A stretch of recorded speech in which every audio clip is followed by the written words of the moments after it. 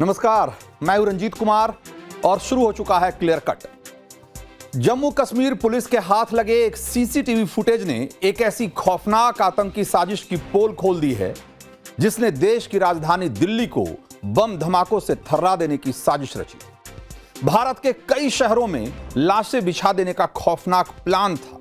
पानी और हवा में जहरीले केमिकल को मिलाकर हजारों बेगुनाहों की मौत का घाट उतारने का शैतानी इरादा था। यह देश में 26/11 जैसी आतंकी घटना को दोहराने की एक खतरनाक साजिश थी। गनीमत यह है कि आतंकी साजिश वक्त रहते खुफिया एजेंसियों की नजर में आ गई। अभी तक की जांच में जो खुलासा हुआ है वो बेहद चौंकाने वाला है। इस आतंकी साजिश के तार पाकिस्तान से जुड़ते दिखाई दे रहे हैं, जैसा कि अमूमन हर आतंकी साजिश में दिखता है। और वहां बैठे आतंक के आकाओं ने देश की राजधानी दिल्ली के बेहद करीब अपने आतंकी स्लीपर सेल को न सिर्फ एक्टिव कर दिया था, बल्कि उन तक चोरी छिपे अत्याधुनिक हथियार और बम धमाकों के लिए केमिकल्स और विस्फोटकों की बड़ी खेप भी पहुंचा दी। इस खुलासे में सबसे हैरान करने वाली बात यह है कि इस आतंकी साजिश में जो लोग शामिल थे वो कोई अनपढ़ या कम पढ़े लिखे लोग नहीं हैं कि जिन्हें की बरगलाकर बहला फुसलाकर आतंकी बना दिया गया। इस खौफनाक साजिश में शामिल लोग पेशे से डॉक्टर हैं, बड़े अस्पतालों में नौकरी करने वाले डॉक्टर। एक ऐसा व्हाइट कॉलर जॉब जिस पर शक करने की दूर दूर तक गुंजाइश नहीं बनती। इस केस में सबसे बड़ी गिरफ्तारी दिल्ली से लगे फरीदाबाद में हुई, जहां जम्मू कश्मीर और फरीदाबाद पुलिस ने ज्वाइंट ऑपरेशन में डॉक्टर मुजम्मिल शकील को पकड़ा है। उसकी निशानदेही पर उसके 2 ठिकानों से 2900 किलो से ज्यादा अमोनियम नाइट्रेट की खेप बरामद किया है। अमोनियम नाइट्रेट वही केमिकल है जिसका इस्तेमाल दुनिया भर में आतंकी हमलों में पहले भी होता रहा है। डॉक्टर मुजम्मिल ने फरीदाबाद में 2 अलग अलग जगहों पर किराए पर कमरे ले रखे थे और इनमें धौज इलाके के कमरे से रविवार शाम को 360 किलोग्राम अमोनियम नाइट्रेट पकड़ा गया था, जबकि आज धौज इलाके से 4 किलोमीटर दूर फतेहपुर तगा गांव के एक कमरे से 2563 किलो अमोनियम नाइट्रेट बरामद किया गया। यहां जिस कमरे से अमोनियम नाइट्रेट की बड़ी खेप बरामद की गई है, जहां उसको छिपाकर रखा गया था, डॉक्टर मुजम्मिल ने उसे एक मौलाना से किराए पर लिया और फरीदाबाद पुलिस ने आज सुबह उस मौलाना को धर दबोचा है। उसी की निशानदेही पर अमोनियम नाइट्रेट की बरामदगी की गई। ये जगह जिसे डॉक्टर मुजम्मिल ने यहाँ पर भी एक कमरे को किराए पर लिया था, जिस जगह से पहली बार विस्फोटक मिलता है 360 किलोग्राम, वहाँ से ये जगह जो है करीब 4 किलोमीटर की डिस्टेंस पर है और ये वही कमरा है।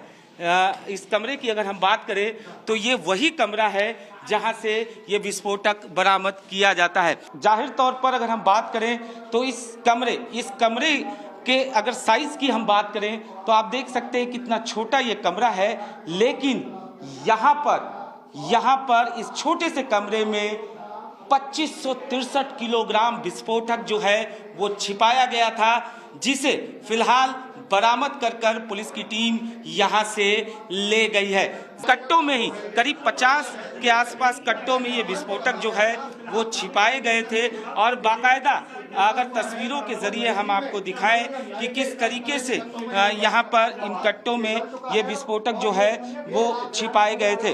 जाहिर तौर पर आप ये देख सकते हैं, इसमें साफ तौर पर ये जो कट्टा एक कट्टे की आप ये देख सकते हैं कटिंग, इसमें साफ तौर पर लिखा हुआ है कि कितनी मात्रा में, यानी 25 केजी के आसपास इसमें सामान रखा जा सकता है। यानी इस तरीके से जो बरामदगी है वो फिलहाल फरीदाबाद पुलिस करती है। कई सारे कट्टे जो हैं वो यहां से बरामद किए जाते हैं। तो आपको बता दूं कि अमोनियम नाइट्रेट में फ्यूल ऑयल मिलाकर विस्फोटक बनाया जाता है। 94% अमोनियम नाइट्रेट में 6% अगर फ्यूल ऑयल मिला दिया जाए तो एक जबरदस्त विस्फोटक बन जाता है और इसका इस्तेमाल कोयला, पत्थर और धातुओं के जो बड़े बड़े खदान होते हैं उसमें विस्फोट के लिए खूब किया जाता रहा है। दूसरे विस्फोटकों के मुकाबले ये बहुत सस्ता होता है। वैसे अमोनियम नाइट्रेट आसानी से मिलने वाला केमिकल है क्योंकि इसका इस्तेमाल उर्वरक के तौर पर भी होता है, लेकिन इसकी विस्फोटक क्षमता को देखते हुए किसानों को यह बहुत सीमित मात्रा में बेचा जाता है, जबकि इसके औद्योगिक इस्तेमाल के लिए लाइसेंस की जरूरत पड़ती है। सरकारी अधिकारियों से खरीद की मात्रा को लेकर बाकायदा मंजूरी लेनी पड़ती है, उसके बाद ही आप एक मात्रा से ज्यादा अमोनियम नाइट्रेट खरीद सकते हैं।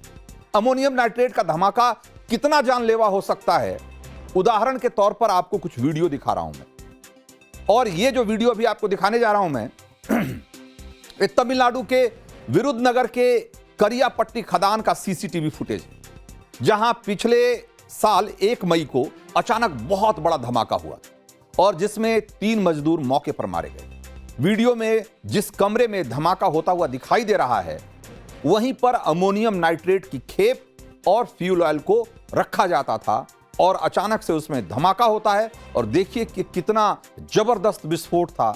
आप इसी से इसका अंदाजा लगाइए। तो तमिलनाडु में जो हादसा हुआ, जो या यूं कहें कि जो धमाका हुआ, वो तो एक हादसा था, लेकिन दुनिया भर में इसे कैसे बड़े आतंकी हमलों के लिए इस्तेमाल किया जाता रहा है, एक बार जरा वो भी देख लीजिए। और वो देखेंगे तब आपको अंदाजा लगेगा कि ये दिल्ली एनसीआर में आतंक की कितनी बड़ी साजिश थी। साल 1995 में अमेरिका के ओक्लाहोमा सिटी में जो आतंकी हमला हुआ था, उसमें 168 लोग मारे गए और 684 लोग इसमें जख्मी हुए। और इस धमाके में, या यूं कहिए कि इस हमले में जो धमाका किया गया था वो अमोनियम नाइट्रेट से किया गया था, और जिस बड़ी इमारत में अमोनियम नाइट्रेट फ्यूल वाले विस्फोटक से धमाका किया गया, उसका 2/3 हिस्सा इस धमाके में ध्वस्त हो गया और आसपास की 324 इमारतों को जबरदस्त नुकसान पहुंचा।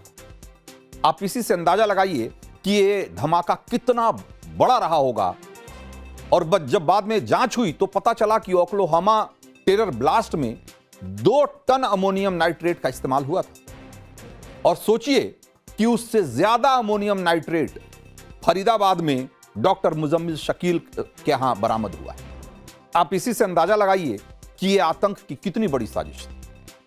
साल 2002 में इंडोनेशिया के बाली के नाइट क्लब में एक बम ब्लास्ट हुआ और इस बम ब्लास्ट में भी अमोनियम नाइट्रेट मुख्य विस्फोटक के तौर पर इस्तेमाल किया गया था, जिसमें कि 200 से ज्यादा विदेशी पर्यटक मारे गए थे और सैकड़ों लोग घायल हो गए। इसमें नाइट क्लब में अमोनियम नाइट्रेट से भरी एक सफेद मित्सुबिशी वैन में धमाका किया गया और उस वैन में इतना विस्फोटक भरा हुआ था कि वो पूरा नाइट क्लब, आप देखिए कैसे धू धू करके जल रहा था और एक तरीके से भयानक आग वहां लग गई। और ये इतना बड़ा धमाका था कि इसमें सैकड़ों लोगों की जान चली। 13 जुलाई 2011 को जो मुंबई में इसी तरीके से सीरियल ब्लास्ट हुए, उसमें भी अमोनियम नाइट्रेट का इस्तेमाल किया गया। मुंबई में ओपेरा हाउस, झाबेरी बाजार और दादर में 3 आतंकी धमाके हुए, जिसमें 18 लोग मारे गए और 131 लोग घायल हो गए।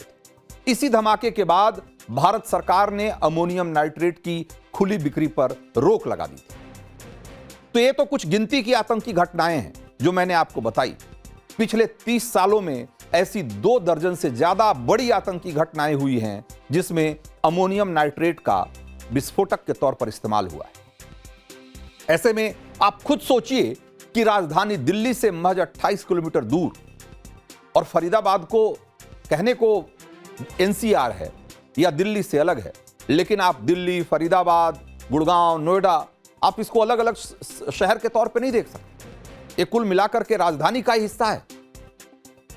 तो यहां से सिर्फ मतलब यूं कहिए कि दिल्ली एनसीआर में करीब 3 ton ammonium nitrate, 2900 kilogram ammonium nitrate जुटाने और उसको छिपा कर रखने का मकसद कितना खतरनाक हो सकता है, आप इसका अंदाजा लगाइए।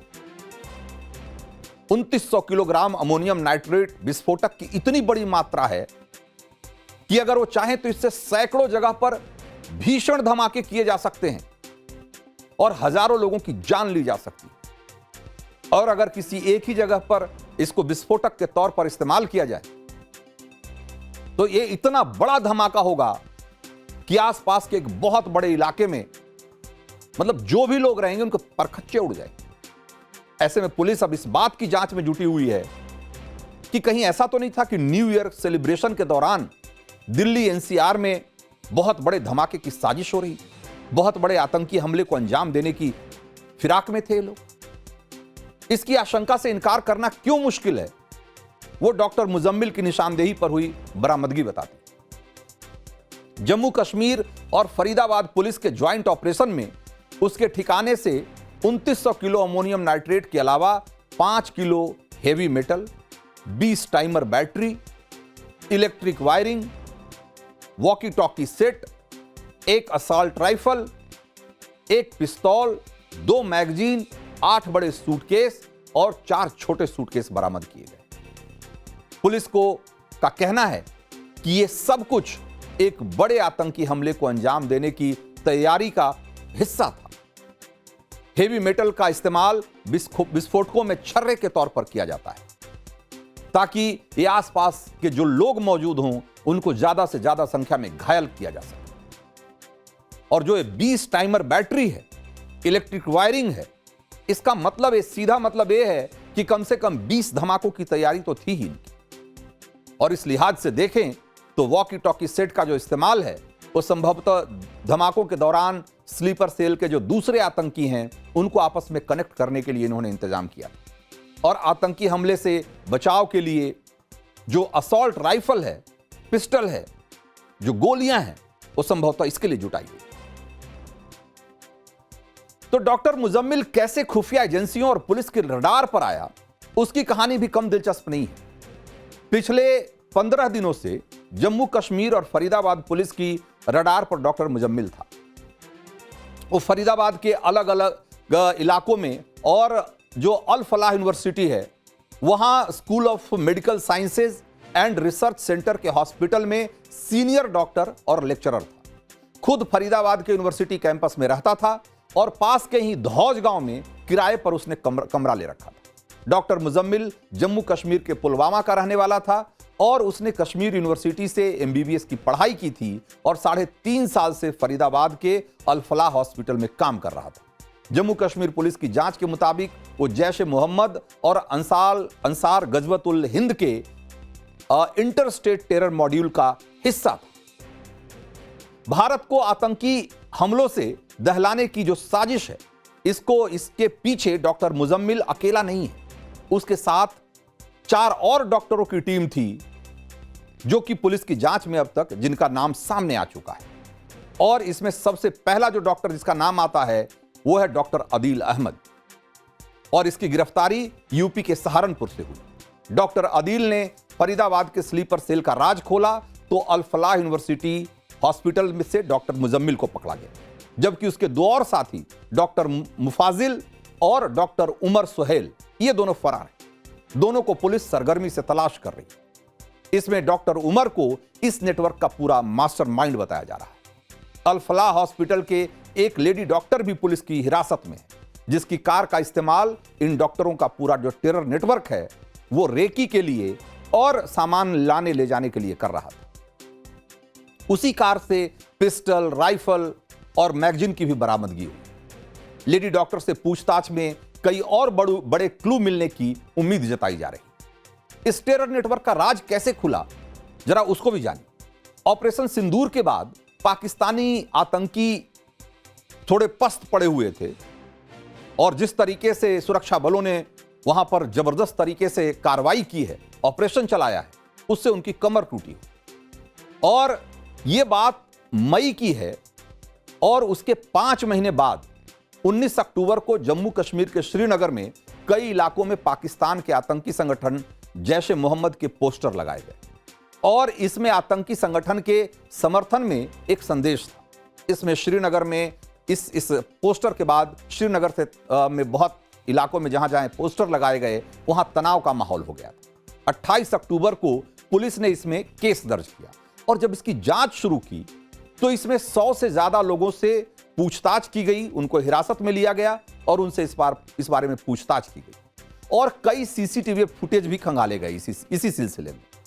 और उसी में से एक फुटेज में डॉक्टर आदिल अहमद जैश के पोस्टर दीवारों पर चिपकाता हुआ दिखाई दे रहा और यहां से इस पूरे टेरर मॉड्यूल का एक तरीके से भांडाफोड़ हुआ। डॉक्टर आदिल जम्मू कश्मीर के कुलगांव का रहने वाला था और 1 साल पहले तक वो अनंतनाग के सरकारी मेडिकल कॉलेज में डॉक्टर था।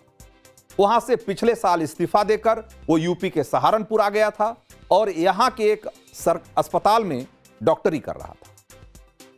इसी के बाद जम्मू कश्मीर पुलिस ने सहारनपुर आकर 30 अक्टूबर को डॉक्टर आदिल को गिरफ्तार किया और इसके बाद भारत में धमाकों की आतंकी साजिश की चौंकाने वाली जो कहानी है वो खुलती चली। इस वक्त हम लोग मौजूद हैं अंबाला रोड पर। ये वही हॉस्पिटल है जहां से आदिल को शुक्रवार को पुलिस ने उठाया। जम्मू पुलिस ने उस पर आरोप है कि उसने जैश ए मोहम्मद के वहां पर पोस्टर लगाए जिसमें पुलिस ने उसे संगीत मांगते हुए उसे अरेस्ट कर लिया। डॉक्टर आदिल MD मेडिसिन थे। वो सहारनपुर के इसी निजी अस्पताल में जॉब करा करते थे। लगातार मरीजों का अस्पताल में लोगों को देखना था। इस हॉस्पिटल से 50 कदम की दूरी पर कुतुबशेर थाना है और उस थाने के बाद इतना शातिर था डॉक्टर आदिल कि उतना शातिर कि पुलिस को भी चैलेंज देते हुए इस अस्पताल में लगातार जॉब कर रहा था। उससे पहले दिल्ली रोड के एक हॉस्पिटल में काम कर रहा था। अभी पुलिस ने जो खुलासा किया है जम्मू कश्मीर में, तो पता चला है कि शायद उसके घर पे जब वो चेकिंग करी गई तो AK-47 प्राप्त। तो सहारनपुर के जिस प्राइवेट अस्पताल में डॉक्टर आदिल प्रैक्टिस कर रहा था उसके मैनेजिंग डायरेक्टर ने हमें क्या बताया, एक बार जरा वो भी आपको सुनना चाहिए। बहुत अच्छे डॉक्टर के रूप में और एक साधारण व्यक्ति के रूप में उनको समझा जाता था। हम लोग भी ये समझते थे, हालांकि अब थोड़ा सा रियलाइज करते हैं कि वो हमसे बहुत कम बात करते थे और अलग प्राइवेसी पसंद करते थे। बाकी ज़्यादा जानकारी मेरे को उनके बारे में नहीं है क्योंकि मेरा मिलना बहुत नहीं हो पाया उनसे कभी। आपका जो हॉस्पिटल है वो यहाँ के थाने से मुश्किल से 500 मीटर की दूरी पे है। तो आदिल साहब की ये शातिरपना है कि इतने पास में पुलिस स्टेशन होने के बाद भी वो आपके यहाँ जॉब करते रहे और उन्हें कोई डर नहीं लगा। उन्होंने कोई ऐसी व्यक्तिगत कोई ऐसा कुछ कभी करा नहीं। कुछ आपको लगता हो कि कोई ऐसी संगीत कोई उनकी आचरण रहा हो, कोई संगीत? सर देखिए, एक जिम्मेदार नागरिक होने के नाते यदि कोई जो कि देश की सुरक्षा से जुड़ा हुआ मामला है और ऐसे में अगर हमें जरा सा भी आभास होता तो डेफिनेटली हम लोग एक्शन लेते उसके ऊपर। लेकिन बता तो रहे हैं कि थाने के जो इंस्पेक्टर हैं वो भी उनसे इलाज करवा रहे हैं। तो डॉक्टर आदिल के खुलासे के बाद 9 नवंबर को डॉक्टर मुजम्मिल को फरीदाबाद से गिरफ्तार किया गया और इस मामले में अब तक 7 गिरफ्तारियां हो चुकी हैं। यूपी के सहारनपुर और हरियाणा के फरीदाबाद के से पहले जम्मू कश्मीर के श्रीनगर, अनंतनाग, गांदरबल और शोपियां में भी दर्जन भर से ज्यादा जगहों पर छापेमारी की जा चुकी है। जम्मू कश्मीर से यूपी और हरियाणा तक अगर आतंकी साजिश के डॉक्टरी नेटवर्क का भांडाफोड़ हुआ तो उधर गुजरात ATS ने भी एक खौफनाक आतंकी साजिश को नाकाम किया है। गुजरात ATS ने बड़े ऑपरेशन में 3 संदिग्ध आतंकियों को पकड़ा है और इसमें तेलंगाना का डॉक्टर अहमद मोइनुद्दीन भी शामिल है। यूपी के शामली का टेलर आजाद सुलेमान शेख और यूपी के लखीमपुर खीरी का मोहम्मद सुहेल मोहम्मद सलीम खान है। इन आतंकियों के पास से हथियारों के जखीरे के अलावा एक जानलेवा जहर राइसिन भी मिला है। आतंकी कितनी बड़ी साजिश रच रहे थे इसका अंदाजा आप इस बात से भी लगाइए कि राइसिन को साइनाइड से 1000 गुना ज्यादा जहरीला माना जाता है और राइसिन एक नमक के बराबर का, उसका एक कण भी अगर इंसान को भीतर चला जाए तो मौत की नींद सुलाने के लिए काफी होता है। यह जहर अरंडी नाम के पौधे के बीज में पाया जाता है और अरंडी के बीज में 5 से 10% तक राइसिन होता है और अरंडी के बीज से राइसिन को मेडिकल प्रोसेस के जरिए ही निकाला जा सकता है। और इस टेरर मॉड्यूल में शामिल डॉक्टर सैयद के पास चीन के मेडिकल कॉलेज से MBBS की डिग्री थी और वहीं वो खतरनाक राइसिन और लीथल जो टॉक्सिन है राइसिन, इसको बनाने की जो विधि है, इसका जो तरीका है, उसने संभवतः वहीं सीखा था और अब उसको गुजरात में बनाने में जुटा हुआ था। गुजरात पुलिस के मुताबिक सैयद भारत के उस जहर की मदद से भारत में हमला करने की साजिश रच रहा था और अगर वो अपनी साजिश में कामयाब हो जाता तो जिस तरीके से जितनी बड़ी मात्रा में वो राइसिन निकाल चुका था, हो सकता है कि इसके जरिए भी सैकड़ों लोगों की जान जा सकती। तो आप देखिए कि ये जो पूरा डॉक्टरों का जो गिरोह है आतंकियों का, जो कि जम्मू कश्मीर से लेकर और सहारनपुर और गुजरात तक फैला हुआ है, सबका मकसद एक है। और ये सारे कहने को पेशे से डॉक्टर हैं, लेकिन इनका असली मकसद आतंक को फैलाना है। और किस तरीके से ये जम्मू कश्मीर से ये फरीदाबाद और सहारनपुर, यूपी के सहारनपुर में आकर अपना बेस बनाते हैं, ये भी बताता है कि इनका मकसद भारत के जो बड़े शहर हैं वहां पर किसी बड़ी आतंकी घटना को अंजाम देने का रहा हो। तो क्लियर कट में अब अगली खबर, और आपको ये बताते हैं कि पाकिस्तान में एक बार फिर मार्शल लॉ लागू होने की बात क्यों कही जा रही है, और क्या आसिम मुनीर पाकिस्तान का नया तानाशाह बनने वाला है।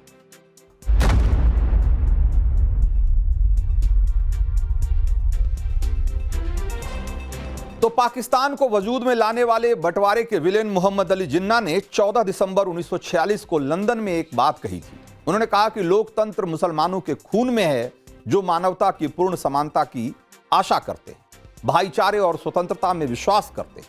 लेकिन जिन्ना की कही जो बातें हैं, पाकिस्तान आज जैसा दिखता है वो बिल्कुल उससे उलट है। पाकिस्तान और लोकतंत्र का दूर दूर तक आज की तारीख में कोई नाता नहीं। हिंदी में जिसे हम लोकतंत्र कहते हैं, उसी को उर्दू में जमहूरियत कहते हैं। और आज़ादी के बाद भारत में लोकतंत्र आया, फल फूल रहा है, मगर पाकिस्तान में जमहूरियत अव्वल तो देर से आई ही नहीं, देर तक आई ही नहीं, और फिर जब आई तो ऐसी पस्त हालत में आई कि जिसका जनाजा पाकिस्तान के फौजी जनरल जब चाहते हैं वक्त वे वक्त निकालते रहते। पाकिस्तान के तानाशाहों ने जब चाहा इस्लामाबाद की सत्ता पर कब्जा जमाया, जब चाहा वहां चुनी हुई सरकार को उठाकर फेंक दिया। और पड़ोस के मुल्क में एक बार फिर से लगता है ऐसा ही होने वाला है। पाकिस्तान का बचा खुचा लोकतंत्र भी अब खत्म होने के कगार पर है। और ये बात हम क्यों कह रहे हैं, पहले जरा इसको समझिए। तो पाकिस्तान एक बार फिर संविधान संशोधन करने जा रहा है, और शहबाज शरीफ सरकार ने इसे 27वां संविधान संशोधन विधेयक नाम दिया है। और इसके जरिए एक नया पद CDF यानी कि चीफ ऑफ डिफेंस फोर्सेस बनाया गया है, और जिसके बाद पाकिस्तान के आर्मी चीफ आसिम मुनीर की शक्तियों का दायरा असीमित होने वाला है। मुनीर को इतनी ताकत मिल जाएगी कि पाकिस्तान के राष्ट्रपति और प्रधानमंत्री भी उसकी मंजूरी के बिना कोई बड़ा फैसला नहीं कर पाएंगे। और इसके साथ ही मुनीर को पद से हटाना भी बहुत मुश्किल होने वाला है। यानी इस्लामाबाद के हुक्मरानों से लेकर रावलपिंडी के तमाम जनरलों की कमान आसिम मुनीर के हाथों में होगी। शरीफ और जरदारी खानदान के सियासी बारिश अगले आका को सलाम बजाएंगे, ये तो तय है, मिन्नतें करेंगे, ये तो तय है। लेकिन ये समझिए कि ये मुनीर की ताकत इतनी बढ़ जाएगी कि पाकिस्तान के राष्ट्रपति और प्रधानमंत्री भी उसका कुछ नहीं बिगाड़ पाएंगे। लबोलुआब ये है कि आसिम मुनीर को पाकिस्तान के इतिहास का सबसे शक्तिशाली जनरल बनाने का पूरा एक तरीके से प्लान तैयार कर लिया गया है, और जो किसी भी वक्त इस्लामाबाद की गद्दी पर काबिज हो सकता है।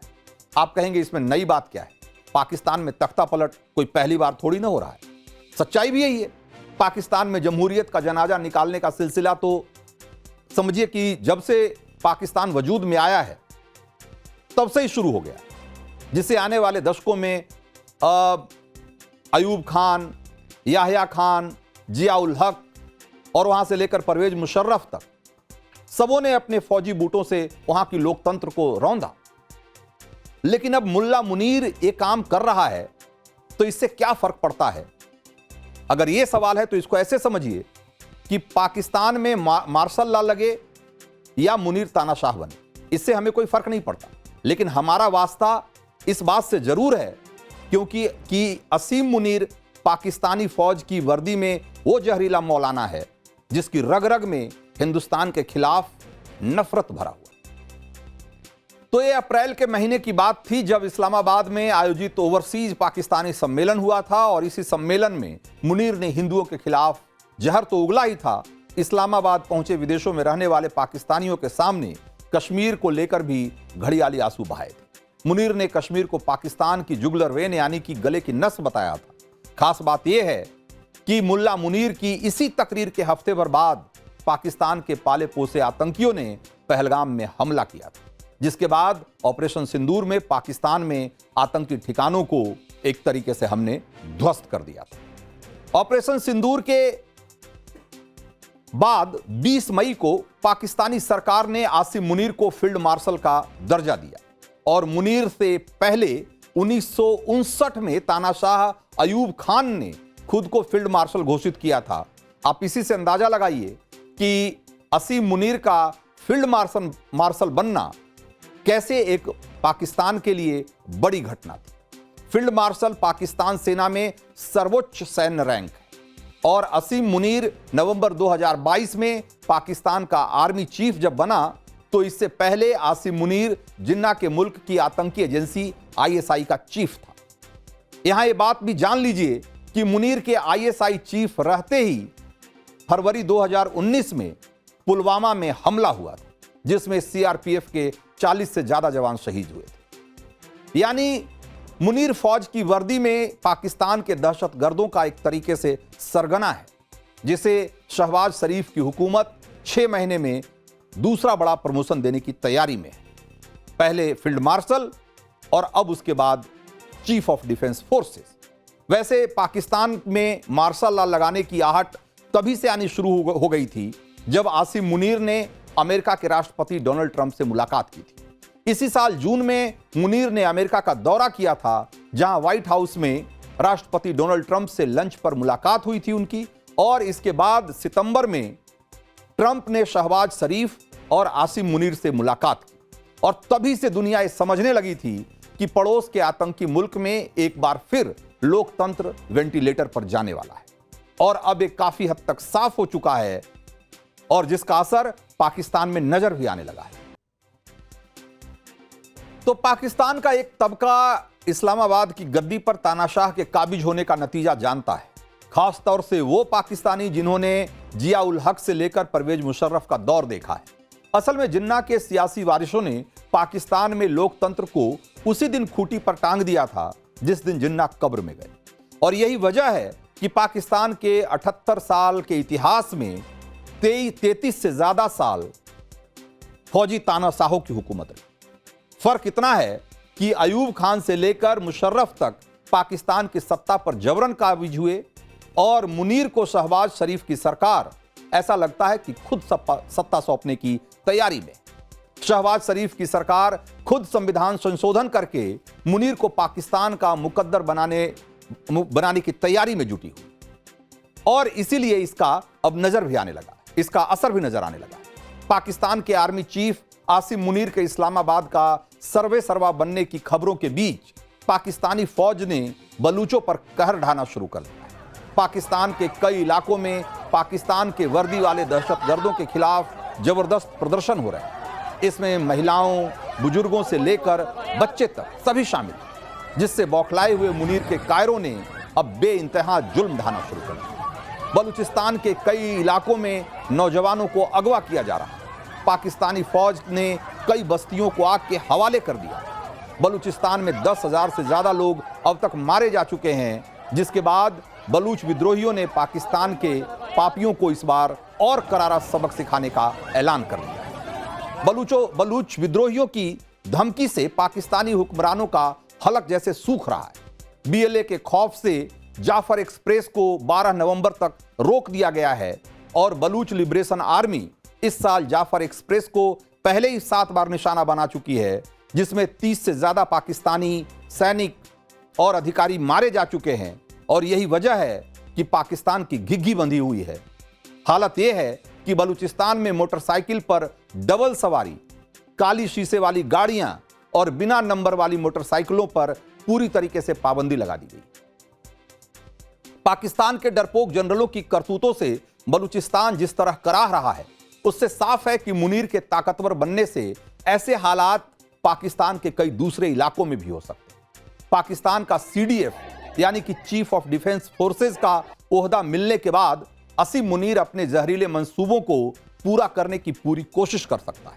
बड़ी बात यह है कि सीडीएफ बनने के बाद पाकिस्तान के उस एटमी जखीरे की कमान भी मुनीर के हाथों में होगी, जिसे लेकर पाकिस्तानी सुबह से शाम तक गीदड़ भभकी देते रहते। वैसे मुनीर पाकिस्तान का तानाशाह बने या दूसरा जिया उल हक, ये भारत की तरफ से अगर उसका भारत को बहुत फर्क नहीं पड़ता, लेकिन अगर उसने भारत की तरफ नापाक नजर उठाने की कोशिश की तो उसका अंजाम क्या होगा, यह बात मुनीर भी बहुत अच्छी तरह जानता है। तो क्लियर कट में अब वक्त है अगली खबर का और आपको ये बताने का कि बिहार चुनाव में दूसरे फेज की वोटिंग से ठीक पहले क्यों और कैसे तेजस्वी यादव गठबंधन के अपने साथी राहुल गांधी के रास्ते पर जाते हुए दिख रहे हैं।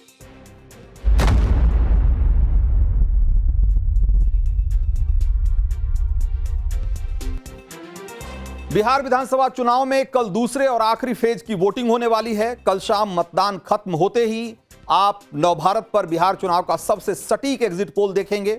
हम आपको दिखाएंगे वो आंकड़े जो पिक्चर एकदम क्लियर कर देगा कि आखिरकार बिहार में अगली सरकार किसकी बनने जा रही है। एनडीए या सत्ता में आएगी या फिर तेजस्वी यादव के सिर ताज सजेगा, सब कुछ कल क्लियर हो जाएगा एक तरीके से। यानी देखा जाए तो बिहार में सत्ता की लड़ाई का क्लाइमेक्स बिल्कुल करीब है और इसीलिए बिहार की चुनावी सियासत में आखिर तक भिड़ंत भी बहुत तेज हो चली। तो सबसे पहले आपको दिखाते हैं कि चुनाव प्रचार का शोर थमने के बावजूद किस बात को लेकर तेजस्वी ने एनडीए पर धावा बोल दिया है। तो आज पटना में दूसरे चरण के मतदान से पहले नेता प्रतिपक्ष तेजस्वी यादव ने एक प्रेस कॉन्फ्रेंस किया। वैसे तो चुनाव प्रचार थम चुका है, प्रचार की मनाही है, लेकिन तेजस्वी यादव ने प्रेस कॉन्फ्रेंस के दौरान अपने पुराने सारे वादे बारी बारी से दोहरा दिया। नौकरियों से लेकर जीविका दीदियों के साथ किए गए अपने हर वादे को उन्होंने फिर से सामने रखा। तेजस्वी के इस रवैये पर बीजेपी ने आपत्ति जाहिर की। बीजेपी ने कहा कि यह तो सीधे सीधे नियमों का उल्लंघन है, लेकिन तेजस्वी सिर्फ प्रचार करने तक ही नहीं रुके। जैसे पहले फेज के वोटिंग के पहले राहुल गांधी ने चुनाव आयोग को घेरा था, ठीक उसी तरीके से दूसरे फेज की वोटिंग से पहले तेजस्वी यादव ने चुनाव आयोग के खिलाफ मोर्चा खोल दिया। बिहार चुनाव में दूसरे राज्यों की पुलिस की तैनाती को मुद्दा बनाते हुए तेजस्वी ने चुनाव आयोग के खिलाफ बड़ा हमला किया है। पहले आप इस वार पलटवार को सुनिए और उसके बाद आपको बताते हैं कि तेजस्वी के आरोपों में कितना दम है। 208 कंपनियां भाजपा शासित राज्यों से उनकी पुलिस आई है। पहले बिहार विधानसभा चुनाव 2025 में सुरक्षा और निगरानी की व्यवस्था के लिए ये गंभीर सवाल जो है खड़ा हुआ है। ये गंभीर सवाल खड़ा हुआ है। बंगाल, कर्नाटका, तमिलनाडु से क्यों नहीं मंगाए भाई? झारखंड बगल में, यूपी का आ रहा है, मध्य प्रदेश का आ रहा है, झारखंड अब बंगाल का क्यों नहीं आ रहा? दोनों बॉर्डर के इलाके में है। तो मेघालय त्रिपुरा से आ रहा है, नागालैंड से आ रहा है, लेकिन झारखंड, बंगाल और आपका तमिलनाडु, कर्नाटका जैसे राज्यों से क्यों नहीं आ रहा? केरला से क्यों नहीं आ रहा? इसका ये हम भेजते हैं कि चुनाव आयोग भेजता है। ये क्या मतलब है भाई? अब झूठे आरोप लगाने के लिए आप इस सीमा तक चले जाएंगे? आपको मालूम है, चाहे वो सीआरपीएफ हो या सीआईएसएफ हो या बाकी स्टेट्स की पुलिस हो, तो डिप्लॉय करता है इलेक्शन कमीशन ना, उसमें हम कहां से आते हैं? तो तेजस्वी जो आरोप लगा रहे हैं उसको समझने के लिए पहले 3 बातें समझनी होगी। पहली तो ये कि तेजस्वी के आरोपों में बहुत घालमेल है। वो ये साबित करना चाहते हैं कि जैसे बिहार चुनाव को पूरी तरह से बीजेपी के शासित राज्यों की पुलिस के हवाले कर दिया गया है। तो ये आरोप पूरी तरीके से सही नहीं है। और दूसरी बात ये कि आज केंद्र के साथ साथ एनडीए देश के 19 राज्यों और 2 केंद्र शासित प्रदेशों की सत्ता में है, यानी कि ज्यादातर राज्यों में एनडीए सरकारें हैं। तो फिर अगर कहीं फोर्स से बुलानी हो तो उसमें एनडीए शासित राज्यों से फोर्स की तादाद तो खुद ब खुद ज्यादा होगी। और तीसरी बात यह कि तेजस्वी यादव चाहे जिस राजनीतिक मजबूरी से चुनाव आयोग पर निशाना साध रहे हों, लेकिन यहां एक बात पर गौर कीजिए और इसके लिए इलेक्शन कमीशन को भी श्रेय दिया जाना चाहिए कि बिहार में पहले चरण की 121 विधानसभा सीटों पर 6 नवंबर को रिकॉर्ड 65.08% वोटिंग हुई है। और इस दौरान न कहीं गोली चली न बम फूटे, और ये इसलिए मुमकिन हो पाया क्योंकि चुनाव आयोग ने सुरक्षा के पुख्ता इंतजाम किए। और वो इंतजाम कैसा है वो भी जरा एक बार जानिए। बिहार में शांतिपूर्ण तरीके से चुनाव कराने के लिए सीएपीएफ यानी कि केंद्रीय सशस्त्र पुलिस फोर्स की 1650 कंपनियों की तैनाती की गई थी। 1650, और इसमें 1332 कंपनियां सीआरपीएफ, बीएसएफ, सीआईएसएफ, आईटीबीपी और एसएसबी की। एक कंपनी में 70 से 80 जवान होते हैं। उस हिसाब से 1 लाख से ज्यादा जवान इन केंद्रीय बलों से चुनावी ड्यूटी पर लगे। इसमें कोई किसी स्टेट का नहीं है, ये सारे सेंट्रल फोर्सेस हैं। 1 लाख से ज्यादा जवान सेंट्रल फोर्सेस। तेजस्वी जिनकी बात कर रहे हैं वो कितने हैं? 273 कंपनी, 273 कंपनियां 21 राज्यों से, 21 राज्यों और केंद्र शासित प्रदेशों से। भाई इनकी संख्या कितनी है? अगर आप देखेंगे इसमें बीजेपी और उसके गठबंधन शासित जो 14 राज्य हैं वहां से सिर्फ 208 कंपनियां शामिल हैं। 208, 273 में से 208 ये जो बीजेपी शासित राज्यों से और उसके गठबंधन के जो में शामिल पार्टियां हैं उन राज्यों से, और उनकी संख्या कितनी है? 14,000 के आसपास। तो भाई 1 लाख से ज्यादा फोर्स, 1 लाख से ज्यादा जवान वो सेंट्रल फोर्सेस के हैं। लेकिन जो 14,000 जो कि बीजेपी शासित राज्यों से आए हैं, तेजस्वी उनको लेकर माहौल बना रहे हैं। सीएपीएफ के तहत ये सारे मिलकर, ये जो सारे जवान हैं, ऐसा नहीं है कि वो इंडिपेंडेंटली काम कर रहे हैं, ये सब की जो जवाबदेही है, वो सब की ड्यूटी, वो सब जो कमांड है वो सीएपीएफ के पास है। सेंट्रल जो एजेंसियां हैं, सेंट्रल फोर्सेज हैं, उनके अधिकारियों के पास है उनकी सुरक्षा की जिम्मेदारी। ऐसा नहीं है कोई कि जो बीजेपी शासित राज्यों से आए हुए लोग हैं या वहां से आए हुए जो जवान हैं वो इंडिपेंडेंटली या अपने स्वतंत्र रूप से स्वयंभू तरीके से कहीं पर जाकर चुनाव करा रहे हैं। वो एक नियम से बंधे हुए हैं, और ये जरूरी नहीं है कि उनका जो कमांडिंग ऑफिसर हो वो भी उन्हीं के स्टेट से हो सकता है कि कोई सीएपीएफ का आदमी होगा। और यहां एक बात और बिल्कुल क्लियर समझिए कि जिन केंद्रीय सुरक्षा बलों की सबसे ज्यादा तैनाती की गई, वो केंद्रीय सुरक्षा बल किसी एक राज्य का प्रतिनिधित्व नहीं करता। अलग अलग राज्यों में मौजूद केंद्रीय सुरक्षा बलों की टुकड़ियां किसी भी राज्य के चुनाव में सुरक्षा व्यवस्था के लिहाज से भेजी जाती हैं। तो तेजस्वी यादव ने बहुत चालाकी से बीजेपी शासित राज्यों का नाम तो गिना दिया, लेकिन उन्हें यह भी बताना चाहिए था कि बिहार के इस चुनाव में 2 विपक्षी शासन वाले राज्य हिमाचल प्रदेश और तेलंगाना से भी केंद्रीय सुरक्षा बलों की टुकड़ियां भेजी गई। भाई उनका जिक्र उन्होंने नहीं किया। और जहां तक यह सवाल है कि क्या राज्यों की ड्यूटी लगाने में इनकी ड्यूटी लगाने में राज्यों या केंद्र सरकार की कोई भूमिका होती है क्या, तो जवाब है नहीं के बराबर। यह सब कुछ चुनाव आयोग तय करता है, और चुनाव आयोग उपलब्धता के आधार पर तय करता है कि कहां से कितने जवान ड्यूटी पर भेजे जाएंगे। और आज से नहीं बल्कि सुरक्षा के लिहाज से आयोग 1980 से इसी परिपाटी पर चला रहा, इसी तरीके से डिप्लॉयमेंट करता रहा। तो तेजस्वी के आरोपों पर अभी अभी चुनाव आयोग की तरफ से भी जवाब आ गया है, जिसमें चुनाव आयोग ने स्पष्ट कहा है कि बिहार में तैनात 80% सुरक्षा बल सीएपीएफ से हैं और सिर्फ 20% राज्यों की आर्म्ड पुलिस फोर्स से। और किसी राज्य के आर्म्ड पुलिस फोर्स से होना इसका मतलब कि वो निष्पक्ष नहीं होगा। अगर तेजस्वी यादव इस तरह की बात कर रहे हैं तो उनके जैसे स्टैचर के नेता से कम इस तरह की हल्की और बेतुकी बात करने की उम्मीद नहीं की जाती। तो आज क्लियर कट में इतना ही। मुझे दीजिए इजाजत। ब्रेक के उस पार